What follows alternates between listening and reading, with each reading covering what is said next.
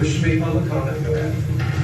Okay, let me make sure to not have my public comment interrupted this time for your illegal blocking of my camera. Because that was very rude to interrupt my comment.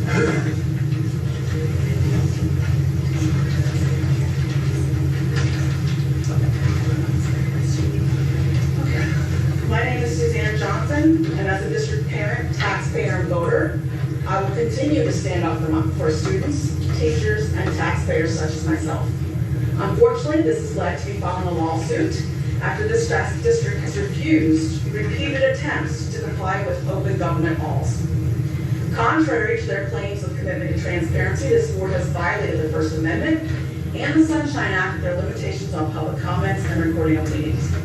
Despite being aware of their obligation under the Sunshine Act to only enforce rules that are necessary to conduct their meetings and maintain order, everyone watched as Nick Lavelle, Dr. Moyer, and the school solicitors violated my rights last week by threatening to remove me with law enforcement or security from this meeting, simply for wearing and recording a body camera that did not disrupt the meeting or interfere with participation in or observation of the meeting by other attendees. Therefore, it was not necessary. On November 4th, residents need to vote to end the abuses of power and the chaos on this school board that has resulted in 2 superintendent and 4 school board resignations in 2 years. Levels unchecked power with a board full of political loyalists is not what's best for our students, teachers, or taxpayers. Although Lovell's term isn't over, voters have the opportunity to limit his power grab by saying no to his closest allies, Ewan, Ressler, and Yerger. They must be held accountable for their intolerable behavior and their voting records, not their empty campaign promises. Our PSSA proficiency scores have continued to drop over a decade, leading to our district having the lowest scores in the county. Yet this board voted to promote Dr. Menzel to superintendent despite his failure to improve academic proficiency as assistant superintendent responsible for curriculum and instruction. And less than a year later, they pushed him out with a failing performance review that they delayed making available to the public as required by PA Public School Code of 1949. Again, they think they're above the law. This is not transparency and certainly not putting students first. I also find it concerning that Lovell, who doesn't even pay school taxes, is leading decisions about how to spend the money of those who actually pay them.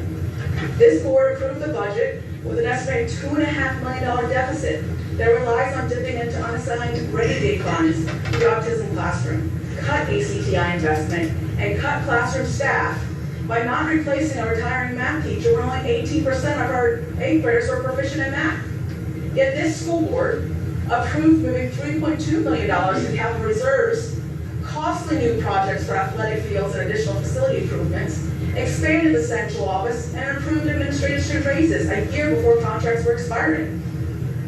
This is not responsible budgeting that focuses on what's best for our students and community. We should be prioritizing classroom positions over central office, funding career and technology education and special education over athletic fields and additional facility improvements.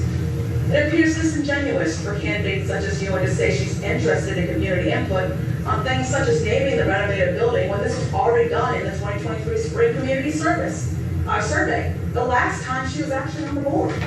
Yet she and others shut down community comments when they don't like what they're hearing. On November 4th, voters need to elect knowledgeable school board members that engage different points of view, respectfully interact with all constituents, and actually support transparency and accountability.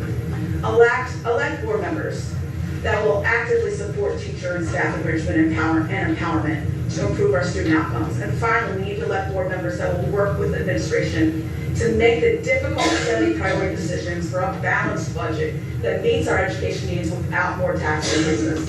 It's beyond a good time to put a stop to this dumpster fire that has resulted from politics corrupting our school board.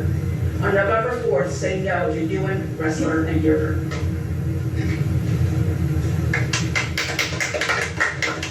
Your interest